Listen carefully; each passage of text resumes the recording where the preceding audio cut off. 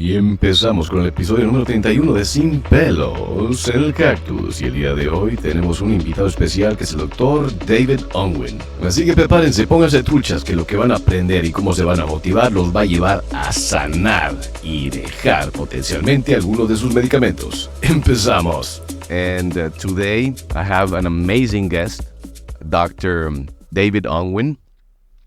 And for me, his trajectory has been inspiring because I was telling David right now that he is one of the few physicians that I can truly say that he is savoring, he's enjoying, he's just a bomb full of happiness when it comes to healing patients. And we're going to get into this because it's about lifestyle, it's about habits. And I would actually say that it's probably easier. Doesn't mean that it doesn't take effort, but it's easier to heal people than maybe we've made to believe or we've thought from what our education in medical school and things are. So I'll start with that. But David, true pleasure in having you here. And let's go ahead. Let's get started. So I think we can get started with what you were saying is that you just told me, Christian, it's like I was also like other doctors with a burnout and with just feeling that we're just prescribing things and we're not truly making a difference in our patients' health. What happened? How did that happen? How did you start changing or looking for something different? Because you told me you were on the brink of retirement. That's true. I think all of us, Christian, we start off in medicine as young people, hoping to make a difference. That's why we chose medicine. It wasn't to become rich, it was to make a difference. And I discovered when I was 55 years old, if I was to be honest, I hadn't really made the difference I'd hoped. And I was disappointed with myself. And my experience was that it felt like I was prescribing one drug and then another and then another. And it kind of made me sad. At the same time, I saw something like an 8-fold increase in the number of people with diabetes type 2 in the population I cared for. So when I started as a young man, that was 1986. And at that point, in the practice of 9,000 patients, we only had 57 with type 2 diabetes. We've now got 600. So you see, in the same practice, we've had an epidemic of type 2 diabetes. And go back to 2012, when everything changes, this epidemic was really making me depressed. And like so many doctors, I thought I was failing to make a difference and I should retire and play golf or garden or something like that. Two women is what happened to me, Christian. Two very important women. The first one was an angry woman, and she came to see me in 2012. And the point was, I knew from her computer record that she wasn't taking her drugs for type 2 diabetes. And so I'd written to her with the idea that I would tell her off for not taking her medication. But in actual fact, she came to tell me off.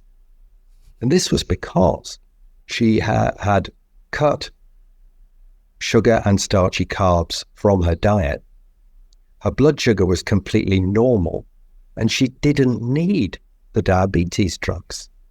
She lost a lot of weight, and she said to me, "You've been giving me those drugs for 10 years now.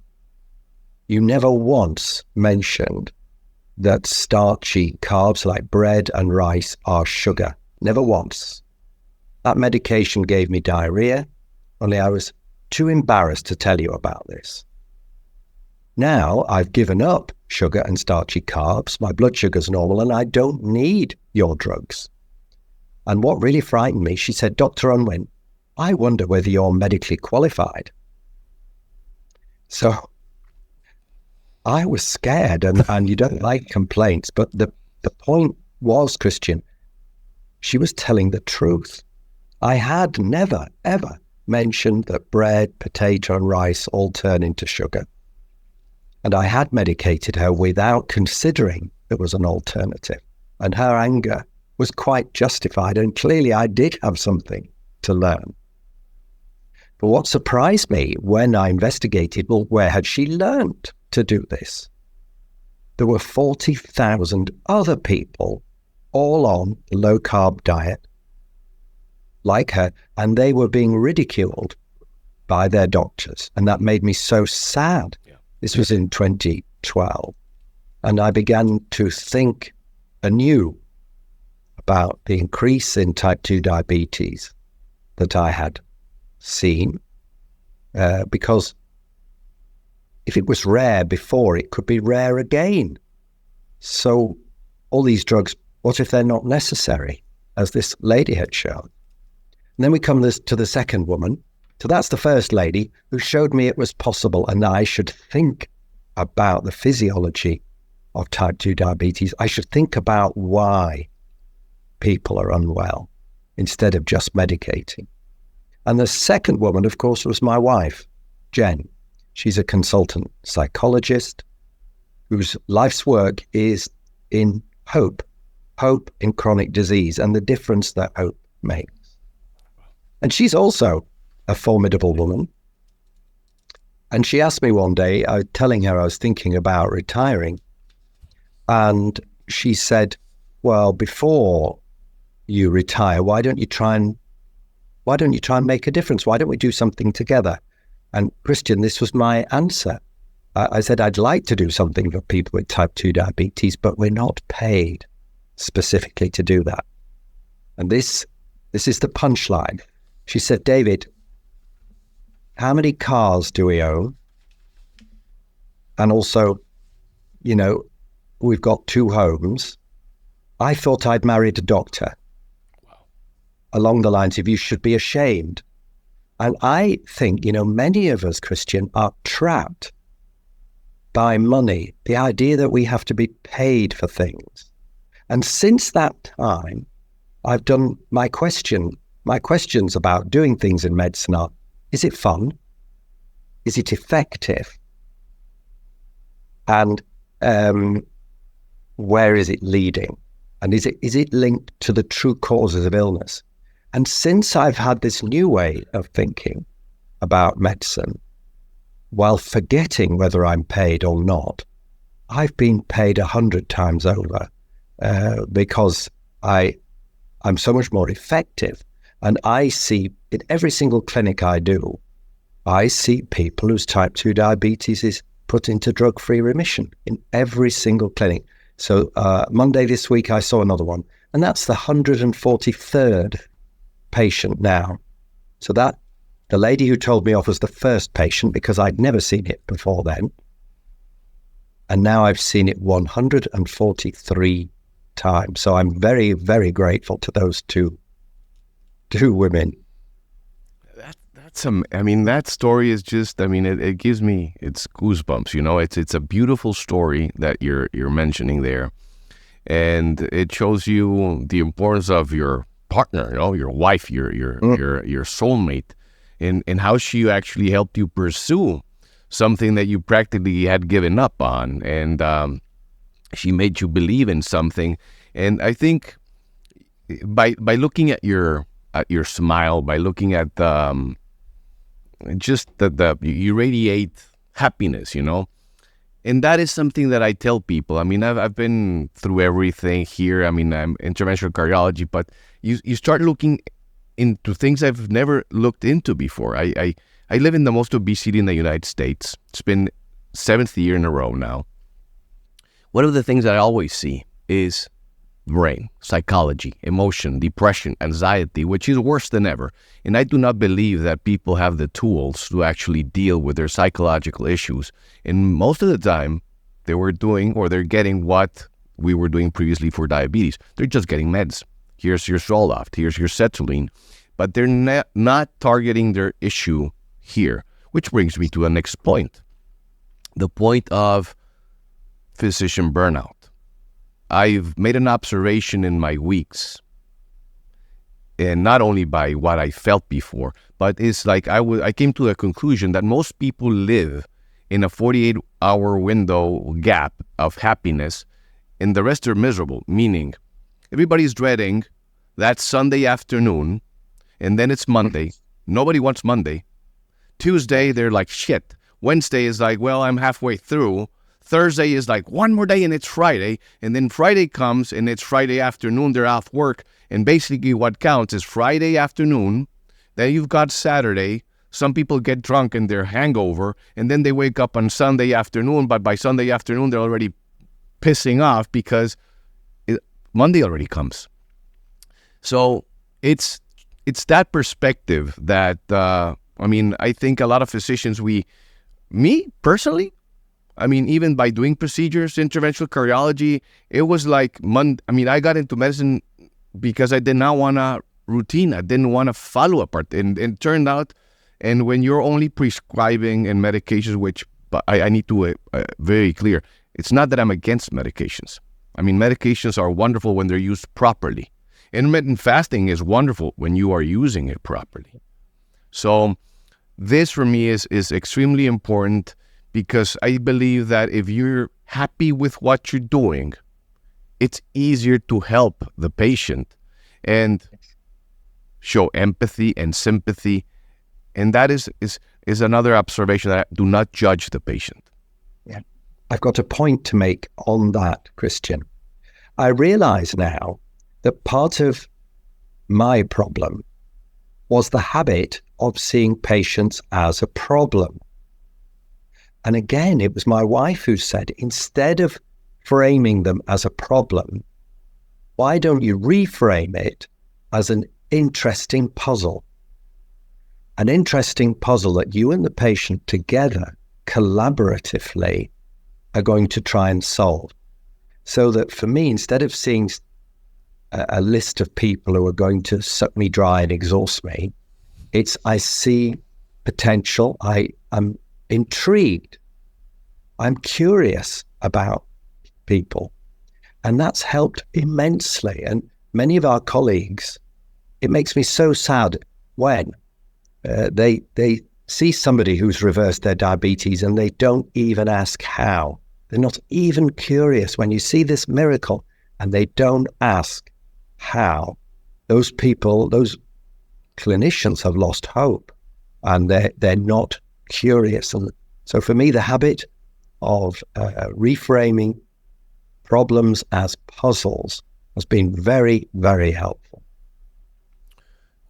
You said that, for example, patients being judged by their physician, and I still see that, we see that a lot in social media with our colleagues, and it appears to be a nutrition war sometimes. It's like the left and the right, the good side, the Force, and the Jedis and whatever, and the dark side. For me, it's like whatever works for the patient is best, but I'm already biased, because I'm going to tell you why I'm biased. Personally, I do not believe that there is a better diet. That's my belief. It's not that I'm saying, because a lot of people are going to get pissed maybe. I do not believe that there's a better diet than a low-carb diet in order to fix the metabolic syndrome. And I say that now from experience, not only from literature. I say it from experience because I can tell you 90 or 95% of my patients have that here. It's the most obese seed in the United States. You see it left and right. You see kids and you can even smell it, Why do you think that there is such a controversy to a certain point in which, I've even seen people attacking you and you're like an angel. You're like the most peaceful man on earth. And then it's like, you probably just ignore it. But it pisses me off when they're attacking you. I'm like, why? Don't you see the results? So why do you think that is?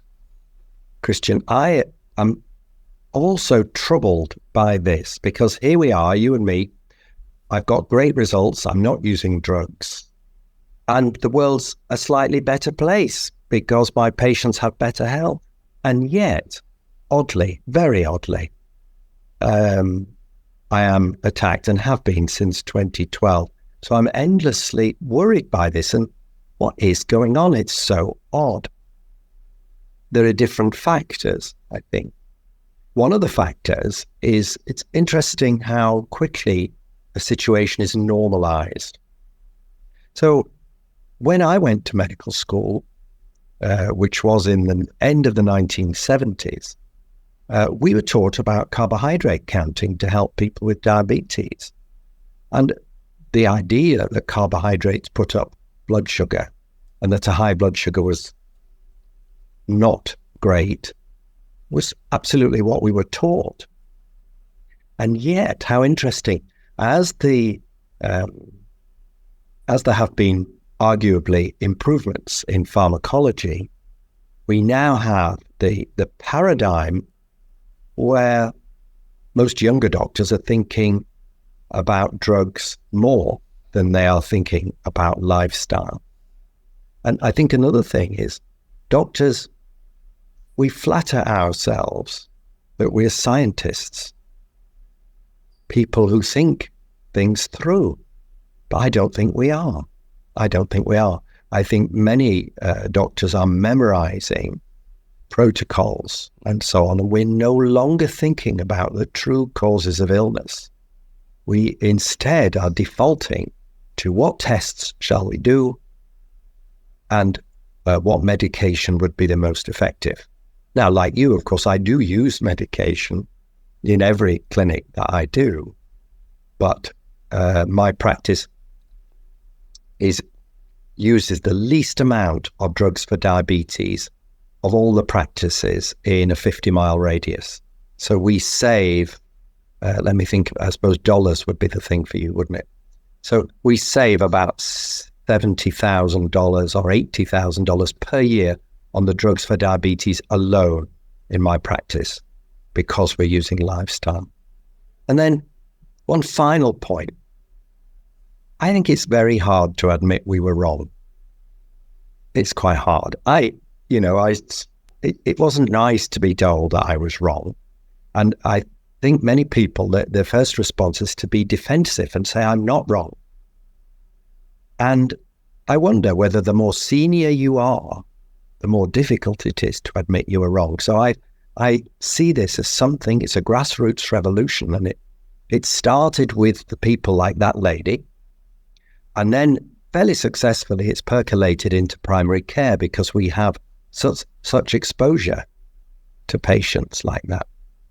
And I feel that it is the academics and the professors who are the final and last people to admit that we could perhaps do things better. And yet, a look around the world, there isn't every country I travel to, the pandemic of metabolic ill health is plain to see. Just go into any supermarket in any country and look at what people are buying, and look how big their belly is. So those are some of my thoughts. I think you've probably got some others. No, it's very interesting, and I think that aspect of being wrong, I mean, I think with my ADD, I've been wrong since I was a kid, so I got used to being told that I was wrong. So, yeah. And I was always questioning things. I mean, in my brain, there's, for example, multiple choice questions for me are a freaking torture. I mean, because, I'm always thinking, but what if, which actually is what led me to figure out in 2017, what if what I'm doing for me is not working because I'm gaining weight? This crap is just not working. You're freaking cereal piece of crap at night. Eat less, do more. That was not working for me. I remember being an interventional cardiology fellow, busting my chops, working, and I felt miserable, So it's all about the questioning, but there's an observation here which goes with your thought.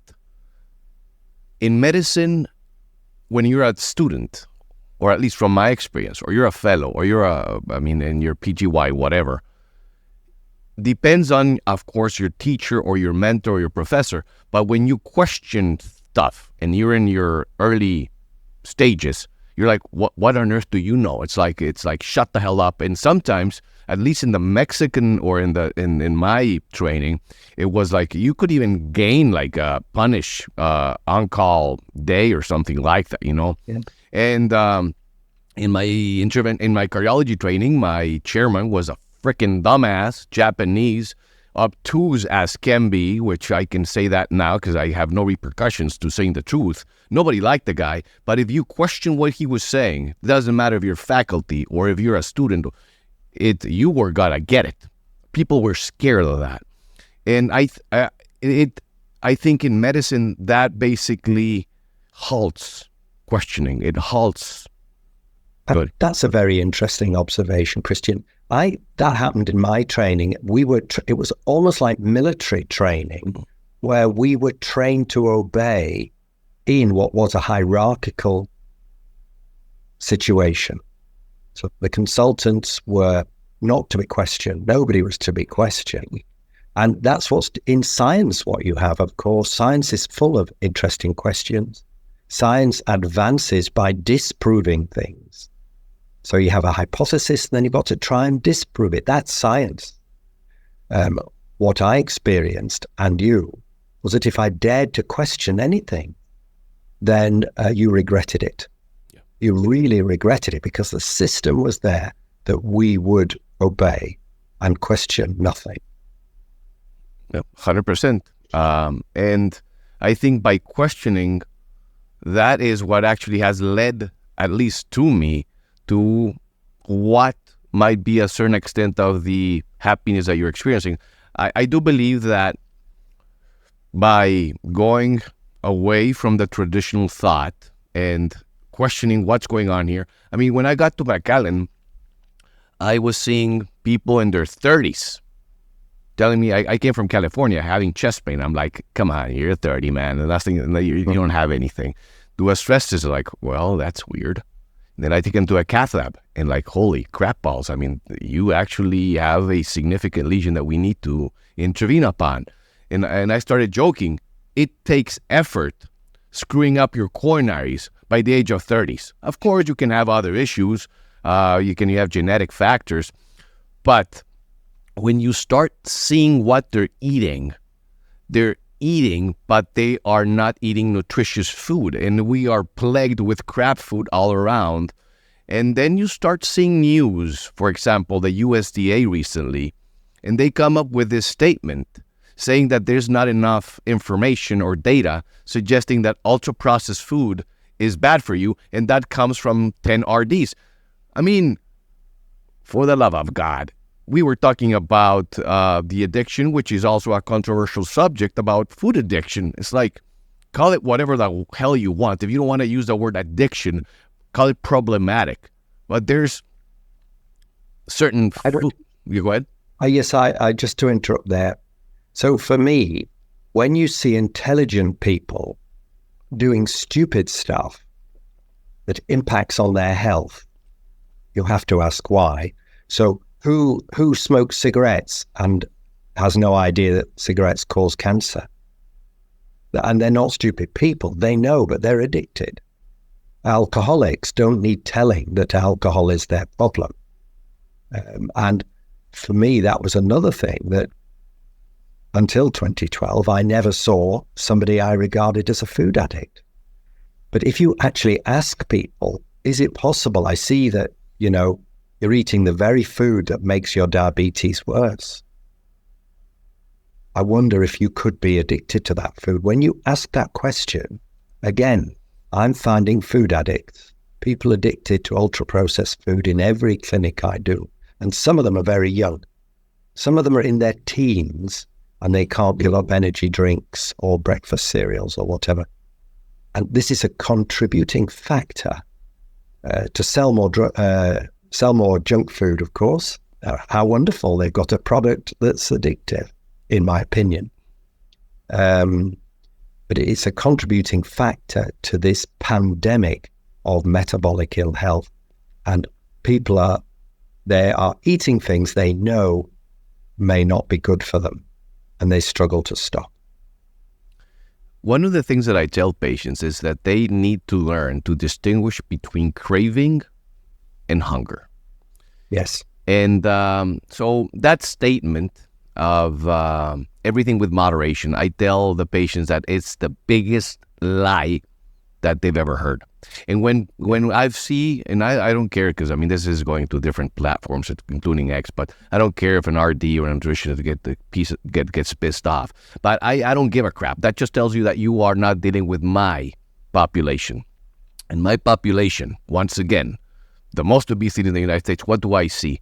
I see the worst of the Mexican food, because it's a border city, with the worst of the junk food from United States, and they've merged it, and they've done some horrible crap that basically gives them a huge dopamine surge, and it makes them feel well, and then they're hungry. Well, they're not hungry. They're craving. So that's why I ask them. It's like this with moderation. Let's change the subject. Let's do this. Before you say everything with moderation, let's do a scale from 1 to 10 and tell me how difficult it's going to be for you to stop eating whatever it is that you're going to be putting in your mouth. So if it's a tamal, if it's a taco al pastor with this wonderful creams and everything, if you already know that you can eat that when you're not hungry, and after you eat it, you're going to want another one, then you probably should not eat it. Because I do not know anybody that struggles stopping eating broccoli with salmon. Absolutely. I agree. And the whole idea of moderation, what does it even mean? You know, is moderation so many grams? What is it even? It's a useless moderation. We all have a different view of what moderation is. And it causes endless confusion. It's so unhelpful, so unhelpful. So I so agree with you. Please let's stop using the word moderation, because it doesn't help in clinic. It doesn't actually help me save lives talking about moderation. And another thing I would say, if you have type 2 diabetes, to you, sugar is a type of poison because you can't metabolize it and it will damage your arteries. So the question then is, how poisoned do you want to be? Do you want to be very poisoned or maybe moderately poisoned? I would rather be not poisoned at all. And so I have type 2 diabetes and I do not eat starchy carbohydrates. I haven't had bread for 12 years because I choose to not be poisoned, not moderately poisoned. And that's my way of chatting on about moderation. Yeah, and then comes the people saying, do not be demonizing food and blah, blah, blah. It's like, it's not demonizing. I mean, if I tell patients, if you have the guts of eating half a loaf of bread and you're going to be fine, that's going to make you happy, and it's not going to trigger you eating more, then fine, let's explore it. I'm not blinded to that option. The chances are you're not going to be able to, just being realistic here. It's knowing the patient. So that's the key. When somebody gets pissed when we are saying this, that's fine. Do you truly know your patient? Because I know mine. And I know my patient. Go ahead. Well, I do, because I've looked after them since 1986. So if you look after the same bunch of patients for that many years, I really know them. Again, the model I prefer is supplying relevant information. So, of course, the action depends upon the patient, but I'm supplying relevant information for their condition. So it's not about bullying people. The other thing is, what are their health goals? So I try and start with hope before I start giving information or giving advice. And I find that particularly when people are newly diagnosed with type 2 diabetes, they're really interested in drug-free remission. They're really interested in having better health. People are not foolish. They'd rather be healthy. They really would. And I think it's our job as doctors to give them hope and help them move towards the light. A thing I didn't do for so many years, I just medicated them. One other thing I would like to say that makes me laugh now. So why didn't I see a single case of drug-free remission between 1986 and 2012? And also, how about the people? I didn't see people losing weight or improving health. And what's so amusing is I blamed the patients for not taking my advice. But, Christian, what was the common denominator? It was me. It was me, because my advice was rubbish. Yeah. And that's why if you give poor advice, then the results will be poor. And since I've given advice, more useful advice, that's why the clinics have improved for me, but also the other doctors we have 9 doctors in our practice and 3 nurses. So my work's been translated now, I think, into 35 languages all around the world. So we're doing something right. Yeah, and I mean, what I want, other people to listen here is like, we're not saying that this is the only option. I mean, I will acknowledge that there's great doctors that they're doing a vegan, a vegetarian diet, and whatever they want, and they're helping patients, and I'm happy for you. But I can tell you one thing, for example, if you know my population, you will not have a Mexican or a Hispanic one here from McAllen going vegan. That's not going to happen. I mean, I can tell you, you can chug all the tofu you want, but my patients, they will smirk, they will laugh at you, they will tell you to go to hell. I'm not kidding. And I will not do it either. So I respect other ways of eating, but I'm realistic on the expectations and how I'm going to be able to implement it to my patients. So that is very important in knowing your set. And it doesn't mean that this works for everybody, but I can tell you it works for most people here. And it's the concept. Another a big issue that you might have encountered is that I see people using the terms loosely between keto and low carb. And that is a big problem, because most people will come to their physician and they'll let them know, I'm doing keto. No. You're not doing keto. I mean, you might be doing a modified keto, but you're not sticking 70 or 80% of saturated fat in your mouth. What you're doing is a modified Mediterranean diet. Yeah. What I've started, in order to understand my patients better, I asked them, would you please photograph with your phone everything you eat for the 3 days before you come and see me? And those photographs are so very enlightening. So you will see keto people who are eating breakfast cereals and potatoes. And but what that does is it helps me understand where they are and the extra information they need. So I find photos, a photo diary, very, very illuminating and so interesting. Equally though, I see some amazing tasty meals that I'd eat myself, and then they're very pleased because, of course, I'm full of praise.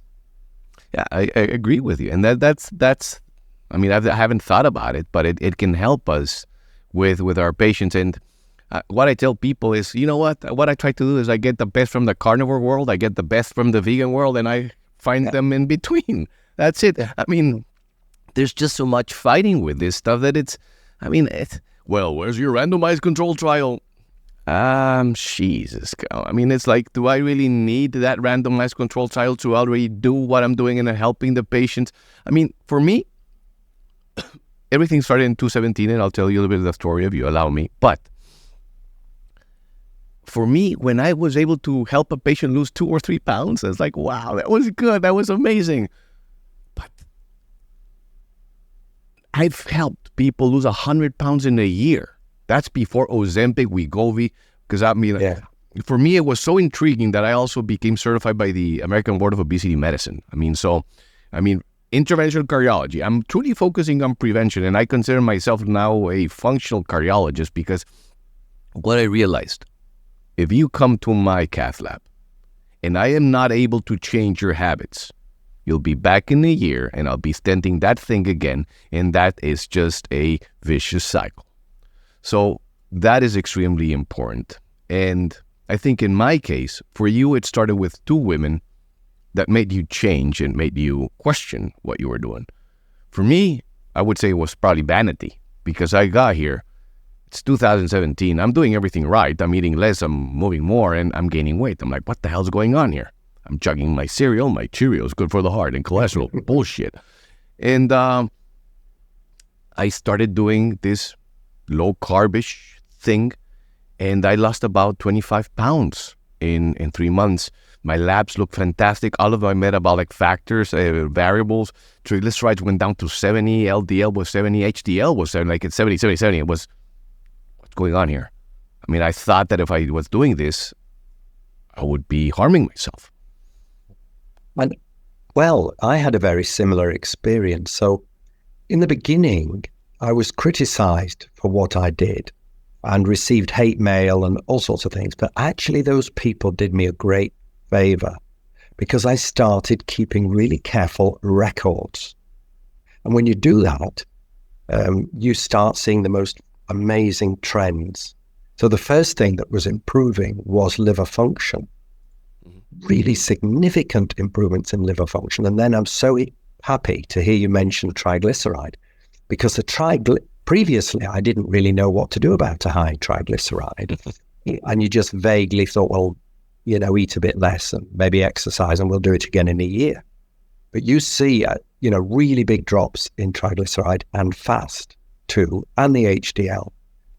So I began to look forward to the lab work coming in. It was like the treat at the end of the day, because on the low carb group, the results were astonishing. I had never, in fact, I thought I was a fraud. I was worried about telling the world because I thought, compared to, say, a drug intervention where you're seeing 5 to 10% improvement, I was seeing improvements of maybe 30% to 50%. And I was worried because I thought, well, this looks ridiculous. But I saw it in patient after patient after patient. And that's now the basis for so I think we've published about 20 peer-reviewed papers now, just based on the audit that's going on in our clinic. For me, it was funny because I remember getting into cardiology because I'm like, I do not want to deal with your triglyceride. Well, I mean, with your diabetes, with your glycosylated hemoglobin, with your insulin, I just don't want to. I saw myself as I wanted to treat the complication, and it's like a video game. But time happened, and then I was seeing that I had to get into this because, it's been like exciting. It's like it's a puzzle, as you said. I'm going to tell you, salt has been something extremely interesting for me. But I started removing medications. Like your interventional cardiologist did. What the? So yeah, 25%. I remember contacting Jason Fung, which he also gets shitloads of hate because I was experiencing this back then, and I was able to decrease the dosage and even stop insulin and stop medications so you can give me all the hate that you want. But I was achieving that. And I know I used to think, what do you want me to do? Put them all back on drugs. These are individuals that we're talking about, individuals coming off insulin. Many of them come off their antihypertensive medication. Many of them are off diabetes. And for those individuals, they're so proud and their lives are changed, and yet you're criticized. And I just thought, well, it's so ridiculous because as a clinician, I'm not going to go, hey, start eating bread and let's restart the insulin. It's just so ridiculous, so ridiculous.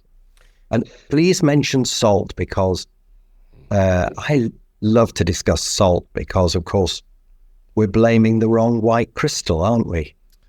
We're blaming the wrong right crystal. So you tell the viewers that's about. Definitely. And one of the, it's the salt, and I had another point that I wanted to make with this. So for me, one of the turning points in this was my own colleagues telling me, you're going to kill people. I'm like, how the hell am I going to be doing that when I'm fixing absolutely every single variable in the metabolic syndrome? It just doesn't make sense. Yeah. I used to think the same. I used to think, well, what are they going to die of? Because I've been measuring every single cardiovascular risk factor and they all improve. So if death is coming, I wonder how. And certainly it hasn't happened yet. So yes, I'd had exactly the same experience. For me, it was funny because you see everything. You see triglycerides go down, you see HDL go up, you see LDL, and it becomes large particles. You see inflammation going down, protein, C-reactive protein goes down. They start losing weight. You start removing blood pressure medications. They're more active, they're more energetic. So, I mean, their glucose is fabulous. So, sometimes people argue, well, your LDL, and they give you shit because of the LDL. So I remember making a post very clearly on DAPA heart failure in the European Society of Cardiology meeting in 2019. I think that the organizer even blocked me because I made a post there. And I told them, all you guys are applauding your dapagliflozin and your SGLT. And I showed them mechanistically how the results of that was very similar to the low carb, including the elevation of the LDL, but everybody was standing ovation.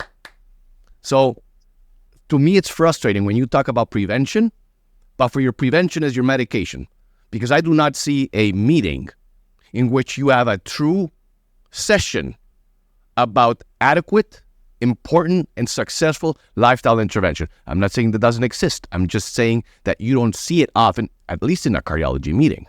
I know that there's cardiologists who are doing this and doing amazing work.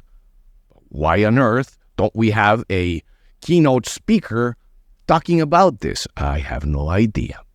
So going for salt. This is beautiful.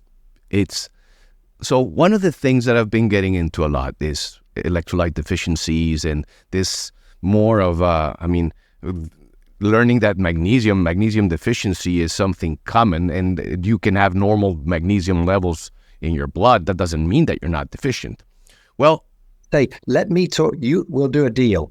You can talk about sodium, and I'd like to talk about magnesium. Perfect. You go. So one of the things that started happening when I started implementing the low carb lifestyle and fasting was that people started losing a lot of water. When you lose water, you lose sodium. And when you lose when you have this the sodium changes, then people start getting the keto flu and all that stuff. And the amount of sodium that a low carber or a person doing fasting and is going through a ketogenic process and is using the glycolysis, and you're depleting your glycogen, which is adhere to 3 times its weight in water. You're throwing water, you're throwing electrolytes. So if you are not supplementing with sodium, you feel like crap. Yes. One of the misconceptions with salt is that salt is actually sodium chloride. So when they tell you you should not eat more than 3.5, 2.8 grams of salt, that's you're actually referring to sodium. If you actually have 6 grams of salt, that's actually 2.4 grams of sodium. So if you're not eating processed food, you're not going to get much salt from your chicken breast with your broccoli or your meat. So you actually need to give salt. So we start getting into a process here that you need to be telling patients, including even those with heart failure, that they need to start taking more salt. So, but be mindful, because my cardiologists are going to have a heart attack. First of all, salt, sodium chloride. Now, I understand the next concept. You need salt, you need sodium for the diuretics to work. But you've got these guys chugging down 2 grams of sodium or less. And then you blame them because they feel shitty and they feel miserable. If you've done low carb, if you've done keto in the past and you did not supplement with sodium, you know you're going to feel like crap. And then you see it. Go ahead. No, I had exactly the same experience. Where particularly as I'm a runner, and I discovered my blood pressure improved, I had a marked diuresis, but I started getting muscle cramps. And I discovered that I needed a lot more salt, and so did my patients. But despite all of the extra salt I had, my blood pressure and the blood pressure of my patients improved significantly. So the average person gets an improvement in systolic of 14 millimeters of mercury and diastolic about 8 or 9. And even though they're having more salt, and it took me 2 to 3 years to discover what was going on. And we have known since 1933 that insulin causes renal sodium retention. So a high carb diet is a high insulin diet, and your kidneys on that high insulin diet will retain salt. You are hoarding salt. Then when you go low carb, you wee it out. And some patients lose an astonishing amount of fluid. I've treated heart failure on 2 occasions, really severe heart failure with low carb, and the diuresis meant they could come off the water tablets. And it's interesting that I wrote a paper on this with a professor of cardiology, Professor Brady, where we looked at the improvements in blood pressure on the deprescribing. And he covered for me the physiology, the idea that insulin causes kidneys to hoard salt. And then you go low carb and you wee out that salt. And that's why you have to have more, because God didn't design you to die just because you lived by the sea and ate salty fish. We had homeostasis. We've short-circuited that homeostasis because what wasn't foretold was the high carbohydrate environment that so we're not on a low carb diet, we're on a normal carb diet. Modern society has a high carb diet causing renal sodium retention and is one of the main causes, in my opinion, of high blood pressure. Yeah, definitely. And touching upon what you just mentioned, so we've seen those heart failure patients. There was which, by the way, I think, was that paper published, in the 2019, approximately 220? Because I remember speaking with you about it. I remember speaking with you about different mechanisms through Twitter. We did. Yeah, we did. So and it's been a very popular paper. Yeah. And so around those moments, I remember having a heart failure patient that is like, he's just resistant to diuretics. Now, interestingly enough, there's a protocol in Europe in which they use hypertonic saline in patients with heart failure in order to promote diuresis on patients that are not responding to Bumex or furosemide or blah, blah, blah. Now, if you think about the mechanism which was proposed by the nephrologists that are actually using or doing this, they give, you need the sodium to pull the water. If there's no sodium, there's not going to be any water being pulled. So the interesting factor here was there was a paper in which it actually showed the patient with heart failure, and this was in JACC, that actually had higher mortality when they had very low levels of sodium ingestion. I think the paper was later retracted because of blah, blah, blah, but that was actually tweeted back then by Eric Topol. I remember that paper very clearly. Now, that brought me to the concept, and I was looking into this, about using hypertonic saline in order, at the same time that they're using diuretics, in order to promote the diuresis in heart failure patient that have not been responding to it. So I had one patient that was discharged from the hospital, and he left on oxygen. He did not respond to diuretics, and he was miserable. I remember him in the clinic, and it's like, dude, I've got nothing else for you. And then I'm like, do you? Or do you have something else? So I'm like, well, I have something else. You know what? Let's do a low-carb lifestyle. Let's do intermittent fasting. And I want you to eat more sodium. What the hell? I've got nothing. You want to try this? Yes. So I remember, he was on 80 milligrams of Lasix. He was on 2.5 milligrams of metolazone. He came back next week. Yeah. He had lost 22 pounds. 22 pounds. We were not able to do that in the hospital with IV diuretics. Now, I wasn't expecting 22 pounds of water. I remember tweeting it. You can find the tweet around there. It's 219, I think. And he came back. He was not using oxygen. He was walking. I'm like, what the on earth is going on here? And that for me is it's exciting. But if you tell this to any other cardiologist, all you need to do is get your old train of thought and just think about the physiology. Does it make sense what I'm telling you? Can you have normal sodium because maybe those electrolytes are being pulled from your bones, just like magnesium and other things? If the patient is not getting sodium, how on earth is he going to use the sodium to remove the water? So I'm not saying that, hey, go full-blown and eat all the sodium in the world that you want. But, I mean, that is a very important factor. And then there's another beautiful segment when you are doing low carb, and then you have hypertension, and then you have diastolic dysfunction and concentric hypertrophy, blah, blah, blah. And here it is, that insulin by itself has 4 different mechanisms in which increases blood pressure. So if you are in a craft 4 and you're always with a very high insulin, then you're going to be producing more endothelin 1, vasoconstrictor. You're going to be producing less nitric oxide, vasodilator. You're going to be promoting smooth muscle cell growth by the IGF, by the growth factors related to insulin. And then you've got insulin stimulating the kidney to absorb more sodium. 4 mechanisms in which hyperinsulinemia will lead to hypertension. And that explains why when you are doing this in a month, you are able to stop from 2 to 3 blood pressure medications, which I've done with my patients. Yeah. But it sounds like witchcraft and heresy, you know? So, yeah. I mean, and you're seeing it. Just to add something into that I've been focusing on a little more, really because I've had a lot of contact with Ben Bickman. And you were talking there about hyperinsulinemia. And I think we often forget to explain to patients that what's going on is that your insulin isn't working as well, so you're insulin resistant.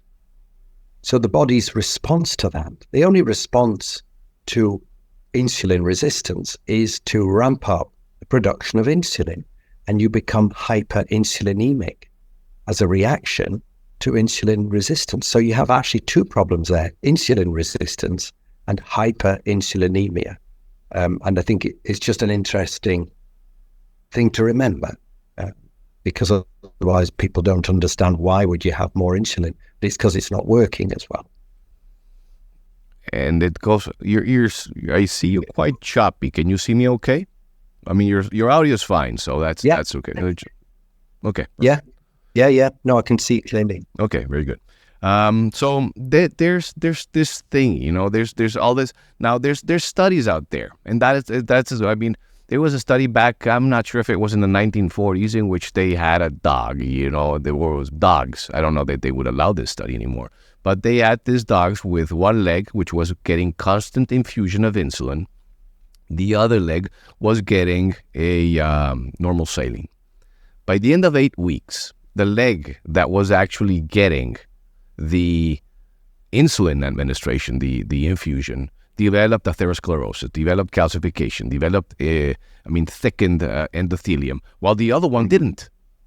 I mean, you've got the data there. I'm not telling you, hey, this is the only way, but in our population, which keeps getting fatter and sicker, and sometimes I feel like it's the fit guys that say that this is bullcrap. Well, it's bullcrap for you because you've got 20 pounds more of muscle than your regular Joe. So the way that your muscles are going to chuck down the glucose and improve that's very different. We cannot implement that same concept to the majority, in which I would say right now that the statistics would say that 8 out of 10, or at least 9 out of 10, are not metabolically healthy in the United States. So, well, I think you just to look around, as I say, just look at the people. Go to a hotel anywhere in America, and I find it astonishing how the size of the breakfast, the size of the people, the size of the children, and I don't understand how there aren't placards in the streets. And I think it's because it's come about over the last 20 years that the danger is it's being normalized. That people just think children are fat.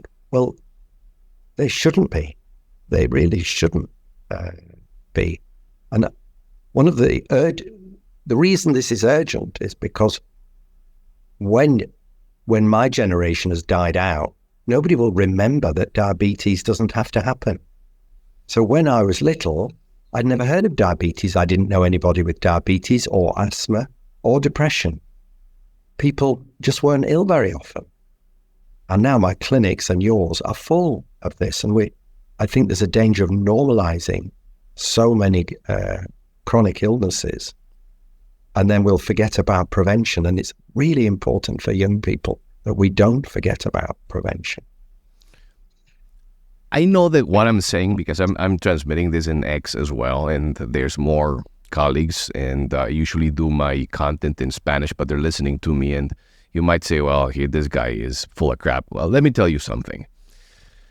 As an interventional cardiologist, I get requests for me seeing pediatric patients, not for heart issues, but for help dealing them with their weight. That's to a point which I have achieved in my community. People want to see me for lifestyle prevention and implementation of this because they know that what I'm telling them, it works, and they like my demeanor, how I communicate. I joke with patients. I'm not the kind of guy like stuck up. It's like it's a conversation. I think that's extremely important when we're trying to help the patient and motivate the patient. Which brings me to the next point. What makes you, do you have any tips on how you motivate patients to actually make the change? Yes. Okay. I do. And a lot of this has come from my wife, Jen, who, as I say, is a consultant psychologist. And it's odd, really, in medicine, who are the experts in behavior change? Psychologists. And yet, we don't really think about psychology in medicine when what we're trying to do with most diseases of modern life is change behavior. So we really do need to think about psychology. And of course, there are different aspects of what my wife would teach. The first thing, I think, is the value of hope. So you've got two approaches. One is to try and frighten your patients. If you want, you feel like you'll die, but then you find they don't come back. And also, grown men don't like being told off. So I used to tell patients off, and then they wouldn't come again for 2 to 3 years, which I suppose used to suit me just fine, but I wasn't being effective. So rather than telling people off, I think introducing hope into consultations, because if that's all you do, it's really powerful because you've left them wanting more. If you don't introduce hope, they'll say, I couldn't possibly give up bread, or I couldn't possibly give up rice. So you failed in your motivation. My patients don't tell me I couldn't possibly live without bread, because they do care about their health. I'm talking about, are they interested in improving their health generally? So they could look better, have better skin. They don't need as much sleep. They're more energetic, as on top of blood pressure and all the other things. So motivating people is very important. Another really important thing is supplying relevant feedback. Feedback is how we know we're doing a good thing. So I'm really flexible when it comes to blood tests, or indeed using continuous glucose monitors. So I prescribe those against the guidelines because I find the immediate feedback that my patients get, they just see so fast, like, what was that spike? Oh, it was breakfast cereals, so don't eat breakfast cereals. So the combination of hope, you could have better health, add to that feedback so that they know when they're doing well. Because, of course, no two people have the same diet.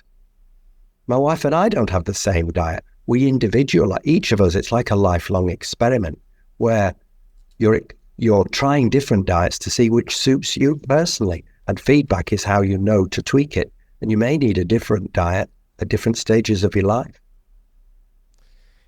With this continuous glucose monitors, and I see a lot of people, coaches, and saying, it's normal for your glucose to spike. I'm like, okay, but they're missing the picture because they're not looking further.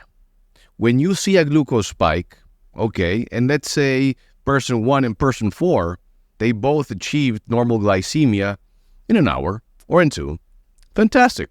It's a glucose spike. It's over. You see, it's done. No, it's not done, damas. Because if you're a craft 1, which have no insulin resistance, and you're a craft 4, which means that you have bad, severe insulin resistance, dancing tango with diabetes. Well, we're talking about different levels of insulin at a given point in time, but the guy in craft 4 already woke up with 50, let's put it, milliunits of insulin. And then when you ate, it goes to 100, and then you are basically practically all day long because you keep eating your snacks and bullcrap. So you're always high. So glucose spikes is just the first piece of the equation. It's what that glucose spike is actually doing, because it's going to be different in the sport guy, fit guy, because then his insulin is back to normal, back in 90 minutes, but the other guy is high all the time. And we already know all of the things that hyperinsulinemia causes, you know? I've got something to add to that. It's about the urgency of prevention early in the natural history of diabetes. So we've been auditing my work now, the practice, since the very beginning. And I know that if you have pre-diabetes, I can get a normal blood sugar for you in 93% of cases. So I can reverse pre-diabetes in 93% of cases, and that's at 2.5 years afterwards. So really, we just about sort them all out, bar some of the carb addicts. However, if you wait until I diagnose type 2 diabetes, it's going to go down to 73%. So people who are freshly diagnosed with type 2 diabetes, I can cure them in 73% of cases. So you've lost 20%. If you wait another 5 years and you've had diabetes for 5 years, I'm only going to get remission in 50% of cases. So you see, I like it. The idea is one of metabolic aging. So it's much easier if you're going to intervene. The low-hanging fruit are at the early stages. It's so much easier to do.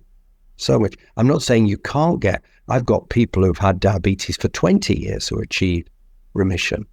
But it's just, you stand a better chance earlier, and you shouldn't wait because your metabolism is losing elasticity by those continual spikes are probably aging you. Not are, definitely, but may well be aging you. And you'll end up with a harder situation to sort out in a few years' time.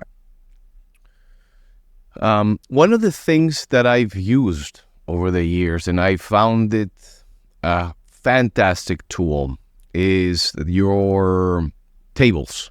That comes from the Public Health Collaboration of United Kingdom. The teaspoon of sugar equivalents. I mean, I hope you're going to share those with the... I always share them, and I actually got into trouble one time. Yeah. Well, not in trouble, but it's like... So basically what I said is like, well, here you have a banana, and how a banana can stimulate your blood glucose, depending on the individual, like 6 teaspoons of sugar, let's put it. And then that gets mislabeled. It's like, well, what you're saying is that a banana is the same thing as 6 teaspoons of sugar. No. I'm not saying that it's the same thing. I'm saying that it's going to give you an equivalent in how it's going to raise your glucose. And if you have heard anything that I've said right now, it's not only about the spike of the glucose, but it's how your malfunctioning body is responding to that glucose spike depending on how badly you're resistant to insulin. Craft 1, Craft 4. So that is extremely important. In my population, I can tell you 70 or 80% of the people will have probably a Craft 4. I mean, they wake up with insulins of 120. Like, holy crap.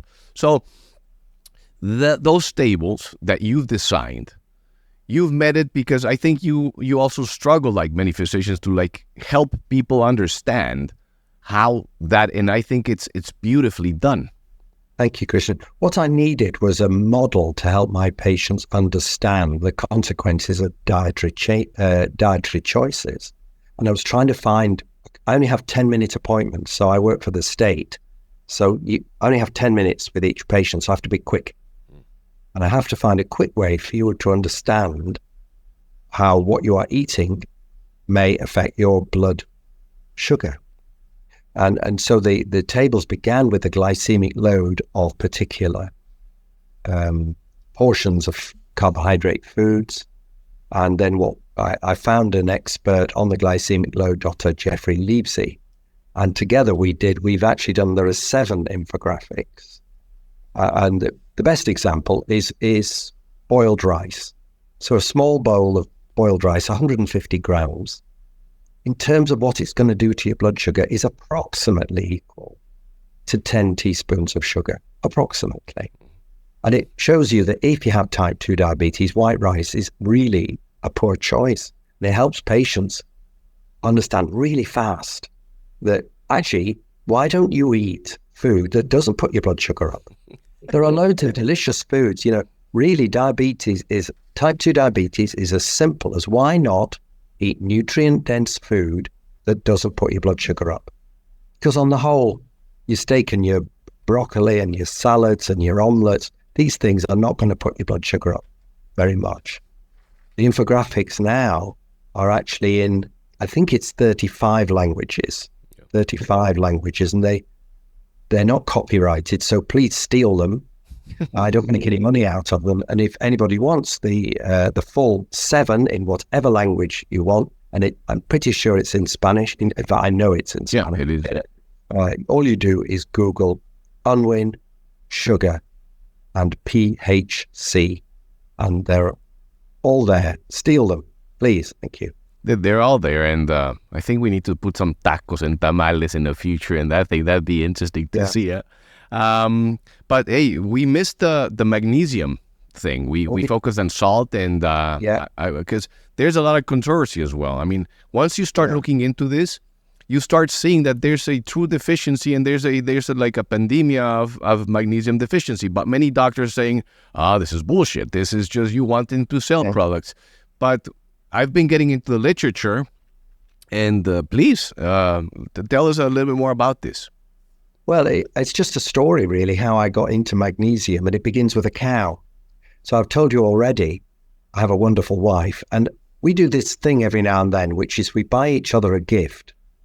And the idea is you have to try and think what the other person would really want. So you don't buy your wife a gift that you really want. You have to think, what would she like? And my wife had to think, what would I really like? And so one day she says, right, bring your boots and a coat. And she took me to a field and she said, you can buy any cow in this field. I have paid for it already. And we live on a farm, and I'd always wanted a cow. And so we bought a cow. But what's interesting and relates to magnesium is the farmer said, whatever you do, you must give the cow a magnesium supplement, because the grass now is magnesium deficient and the soil is magnesium deficient. And he'd had 12 cows die fitting of magnesium deficiency that year alone. Now, at the same time, that's called the staggers in the UK, that magnesium deficiency causing fits in farm animals is called the staggers. At the same time, I had a patient I was very fond of who had intractable fitting. I kept admitting him with fits. And this poor guy, I was sure he was going to die. And it's very upsetting, prolonged fitting, very, very upsetting for me, for his family. And it turned out that was magnesium deficiency caused by omeprazole. Omeprazole causes you not to absorb magnesium. And he needed a magnesium infusion, and that stopped the fits. But it caused me to think a lot about magnesium. And you're right. So most people are now magnesium deficient because if the soil is magnesium deficient, and if the vegetables are magnesium deficient, and if the cows are magnesium deficient, and then if you take drugs which mean you don't even absorb what there is, it's a really common thing. And a most fascinating subject is magnesium. And then you've got to think, I think it's helpful for insulin resistance. It's helpful for diabetes. I think it's helpful for blood pressure. It's helpful for sleep and all sorts of things. The discussion, which I'll send back to you now, Christian, is which forms of magnesium are you advising and why? The one that I go to is magnesium citrate mostly, or also I use magnesium threonate. And the reason I use magnesium threonate is depending on the patient. For example, if I have a patient with insomnia, taking into characteristic of the consideration that it crosses the brain barrier easily, there is some suggestion that magnesium threonate can help in these patients with relaxation and with sleeping. As for magnesium citrate, it also, I think a lot of people with their diet, they're a little bit constipated, so it helps them a little bit.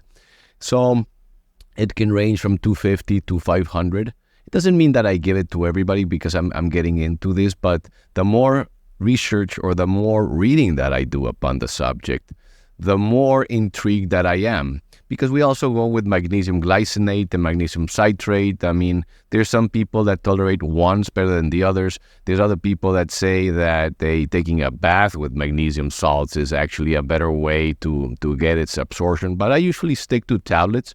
And I would say most of the time, because they can find citrate very easily. That is the one that I recommend. And threonate in the case of insomnias or other sleep disturbances. Really, I agree completely. I tend to begin with what is the bowel habit of the person in front of me. So if they're constipated, magnesium citrate is a really good choice, and they'll thank you. If they have loose bowels, magnesium citrate loosen them further, and they may not thank you quite as much. Isn't it interesting?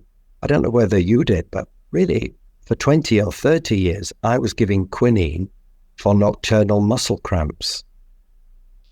And I'd never thought about why do people have muscle cramps? Well, they have muscle cramps mainly because they're magnesium deficient. And now I never use quinine, ever. I haven't prescribed quinine for years. I'm using magnesium and it works a lot better because quinine can have other side effects.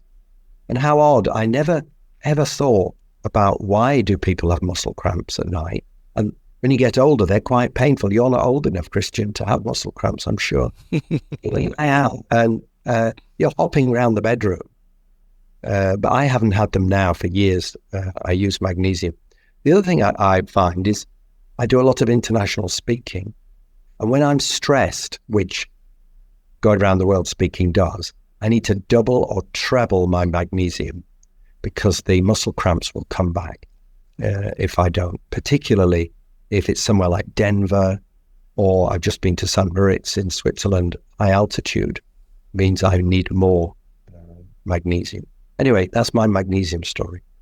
It's interesting because you mentioned omeprazole, and these things are given like candy. You just look and it has become like a vitamin to a certain extent. Everybody's taking that omeprazole.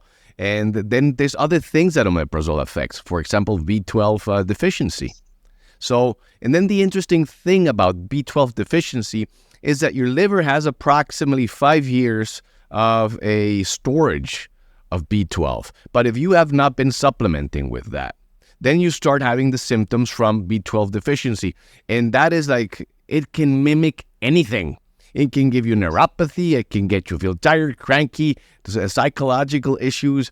And why are people getting omeprazole? And in many cases, because they're eating crap. Yeah, absolutely. It gets me mad as well. I'm enabling my patients to overeat on poor food.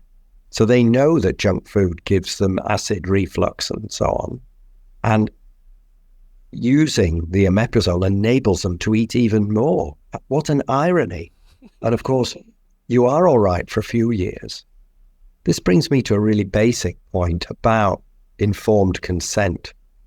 And it's odd really, but so if I'm doing a surgical procedure, say taking a wart off somebody's head, you have to sign a consent form that says you understand the pros and cons of this surgery, and it could be scarring or infection. Against that, though, I can give you any drug I want to for the rest of your life, and there is no informed consent about the pros and cons of that drug. And I think that's morally and ethically a really unfortunate thing, because we should be warning patients about the balance of pros and cons of lifelong medication. And Omeprazole is a great example. So yes, it can be really useful. You've just had Christmas or whatever, or some people are in considerable pain, but using it lifelong brings side effects that you need to be warned about, because it may not happen for several years. Definitely. One of the things that I've been focusing mostly on is, as a cardiologist, I always go for the psychology, the depression, the anxiety, because then you start seeing a pattern. You start it's like getting an eagle eye view. Because if you already have a patient that is depressed, that has anxiety, that guy or person is probably going to have some sleep disturbance. So now you've got two factors in which by themselves is affecting their cortisol, their hyperinsulinemia, their triglycerides, their lipids. And it starts generating a vicious cycle there. And that then goes with the cravings for particular foods that they should not be eating. And then they start becoming more deficient. So once you start looking into everything, you start understanding why they feel so much like crap. But then, I've even had patients, so they start having hypertension, but then they're giving medication, which sometimes that medication makes them be hypotensive. So now they feel even more like shit, but now they're depressed and they get their sertraline. So it's like you start seeing all these things and connecting the dots. Yes. And I always joke and I say a true physician is that who can actually de-prescribe. Prescribing a monkey can do it. That takes absolutely no science. But if your doctor has never attempted or has not been successful in removing or shown interest in removing your medication, you don't got a doctor. You got a monkey that's giving you medications. I'm sorry. It's plain fact.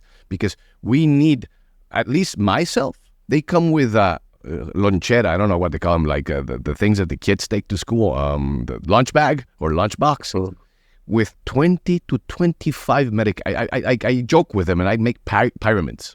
It's ridiculous. I think that's particularly important for older people, because through their lives, their doctors are adding layer after layer of long-term medication. And the truth is, we don't actually know how these medications interact. It's not actually... So the average person in the UK that's over 70 is on 7 medications. That's the average. And as you say, some are on 20. And we don't really know how these interact. The other thing I've seen often is older people have... their arteries are less flexible. So particularly in hot weather, there's a tendency to postural drop in blood pressure. In 1 week, I called 3 ambulances for people over 80 who collapsed in hot weather because they stood up because their blood pressure dropped so much. And all of them had been put on medication for their blood pressure decades earlier, and they didn't actually need it anymore, because the blood pressure had actually dropped.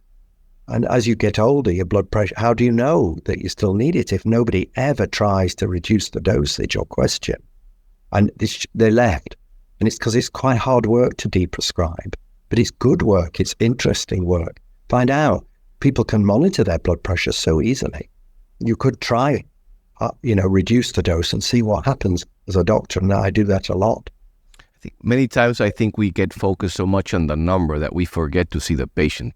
And the point to that is that if I have a patient that has his blood pressure in the 120s, he is 75 and has not had history of cardiovascular events or whatever, but we're there, but he's tired all day. He's not doing anything. And I had a patient like this. He's like, "Doc, I used to walk 5 miles every day. But after I was started on this medication by this physician, I just can't. I'm sleeping all day." So then you start, are you truly helping the patient? Or are you now promoting sarcopenia and all of the issues that come with sedenterism? So we have to find that in between, and it's not that clear cut in treating the patient as a number. You have to think about what you're doing.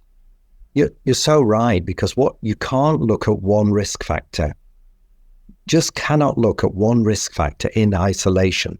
There are many risk factors, and the idea of being a doctor with some kind of skill is that you're looking at the overall risk factors, of which blood pressure is one very variable risk factor, because of course the blood pressure varies with every beat of the heart. I could put your blood pressure up. If I put a cuff on your arm, and if I say, oh, your blood pressure's high, people are frightened and the blood pressure goes higher. If you say, oh, it's not that bad, let's do it a few times again, you'd find it significantly lower.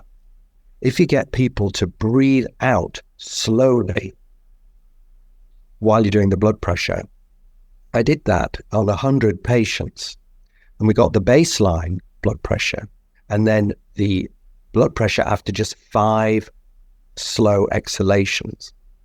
The systolic was improved by 20 millimeters of mercury on average, and the diastolic by about 12. And all they'd done was breathe out slowly 5 times. So we think when we're measuring blood pressure, we're measuring an absolute, but it's not like weight, where you know, that is your weight or other things. Blood pressure is influenced by many factors. And of course, we don't live at the doctor's surgery. We might be frightened or anxious. And so using blood pressure as the preeminent cardiovascular risk factor has many inborn errors. And I try and go much broader than that. There are all sorts of other things I worry about, including poorly controlled diabetes. Now that really does. In fact, if you have really poorly controlled diabetes, you're losing 1/3 of your life expectancy. So that's actually rather bad and worse than moderate blood pressure, or even high blood pressure. It doesn't shorten your life by 1/3, but poorly controlled diabetes does. So anyway, I'm going on too much. But blood pressure, variable, and we obsess about it. I feel too much. I think we're getting here, the final stretch. I don't know how your schedule is. We are. I wanted to touch about for example, things that I do for motivation. No? I think that being able to make that click with the patient and being able to motivate is essential for them to implement the lifestyle. Now, things that I've found, I don't think I've found one person that weight loss is a sufficient motivator to continue doing this long term. But how their arteries look in the inside is less of a motivator. So then I start talking about the patients and observations, like, how do you see yourself at 80? Do you see yourself as a functional guy that can do whatever the hell you want? Because I tell them that's how I see myself. Right now I'm 45, and I see myself as working out, eating healthy, taking adequate lifestyle changes in order for me to reach 80. And if I want to go surf, I'm going to go surf. That's my goal. That's my expectation. And for example, right now, just a funny thing is I just bought my first motocross bike. I mean, I'm 45, I'm jumping, I'm doing things that I can tell you a lot of their 20-year-olds or 30-year-olds here, they're not even able to do. So for me, I love being energetic. I love being outside. So the reason for me being this is going back to the concept of happiness with your job, happiness with everything, is I hate the concept of the best years of your life being in the past. Hell no. I say that the best years of my life are yet to come, and I'm starting that stretch, and I'm going to savor them. And in order for me to savor them, I need good health. I need to build muscle. I need to be energetic. And it just pumps me up, you know. And I think that a physician can communicate and transmit and infect that to the patient. And I think if I may add something, it's all to do about the fascinating human condition. And so what you've said relates really well to very many people. I think if you're talking to people of my age, so I'm 65, the things that I really enjoy are having the energy to run with my grandchildren. So that for me is quality of life. I can sprint with my grandchildren. And, also, how long have I got with my wife? So that party will come to an end one time, won't it? But how sad if it comes to an end any earlier than it need. And so the perspective of older people is things like enjoying being active and outside, just as you say, but it's also about being given longer to enjoy your relationships and savor them. And it isn't just how long you live, it's how functional are you and how long are you going to live independently, because that's really what counts. People are losing. So many of my patients have multiple morbidity that puts them in a nursing home earlier than need be. Yeah. And that's such a tragedy, because although they're alive, their quality of life is actually poor. And I think we're both talking about quality of life as well as length of life. 100%. Well, David, it's been a true pleasure and honor having you here. I will do my best effort to translate this and get the subtitles to the people that don't understand it, because I think it's pure gold for them. Where can they find you? Is it mostly in X, Twitter, at Low Carb GP? Yeah. It's at Low Carb GP. That's my thing. Twitter, and then also the Public Health Collaboration is a British charity that I helped set up, and we have a website with a lot of free content for people to use, and we have a big international conference every year, usually in London, and quite a few people come from America to meet us in London, and I trot all over the world chatting to the low carb community. I've enjoyed that. You're fun, Christian. You're lively and you're fun. Well done. Well, thank you so much. I really enjoyed speaking with you. I mean, I've been following all of your your posts and everything since I think 2017. And if in the future, I mean, we can do something with Jen, and for me, it's fabulous, or any recommendations, because I think that food addiction and problematic foods, I mean, that is something that I really need to. I would invite Jen onto you. Okay. Let's see how your audience react, and then see how it goes. But Jen would probably come on. I mean, I think, have you done Georgia Reed? Because Georgia, good friend of mine. Yeah. The nutritional psychiatry is really going places, and I'd highlight both Jen's work with food addiction, but Georgia Reed in nutritional psychiatry. Definitely, yeah.